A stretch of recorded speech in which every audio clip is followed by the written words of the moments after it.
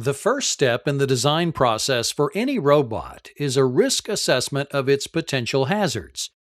Studies have shown that most injuries occur not during normal operation, but during times when human interaction is most prevalent: programming, testing, inspection, and repair. By system design, robots rarely need human interaction during normal use and operation. But when programming, testing, inspection, or repair is required, humans are more likely to be in the robot's work area or work envelope. Unauthorized access to the robot's work envelope can be hazardous to personnel. Several methods can be used to protect the work envelope. The simplest are known as awareness devices. These devices are only intended to define the work envelope and make personnel aware of the hazards. They do not prevent access and usually consist of small fences or roped-off areas. Guarding methods are used to prevent unauthorized access to the work envelope. The simplest is known as the fixed barrier method, such as a fence or wall. The physical barrier is put around the work area and is configured in such a way that prevents access through, over, or around without a special key or access code. Another method of protecting the robot's work envelope employs the use of presence sensing devices.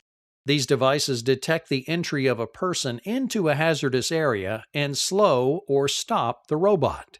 Pressure mats are typically installed just outside the robot's work envelope. When a person steps on the mat, a signal is sent to the robot to stop or slow work. Safety light curtains are another type of presence sensing device. When a person enters the work envelope, the light beam is interrupted, which sends a signal to the robot. For certain work scenarios, sudden stops could cause the work to become uncontained. Objects may continue to move even after the robot stops. In these cases, emergency braking of the robot is used in lieu of completely stopping.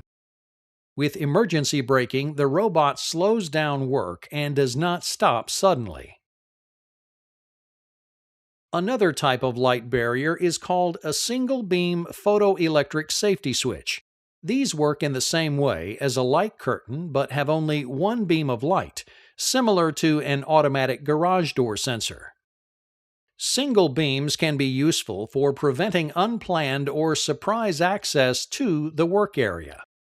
However, depending on their placement, single beam lights may not stop a determined person from gaining unauthorized access and potentially causing damage to the robot or personnel. The design and location of control panels are also fundamental to a safe robotic design. The control panel should always be located outside of the work envelope but within sight of the robot. Emergency stops should be located in all zones where needed and should be a large part of emergency personnel training. If the proper safety measures are used, robots can be a highly efficient, safe way to accomplish work.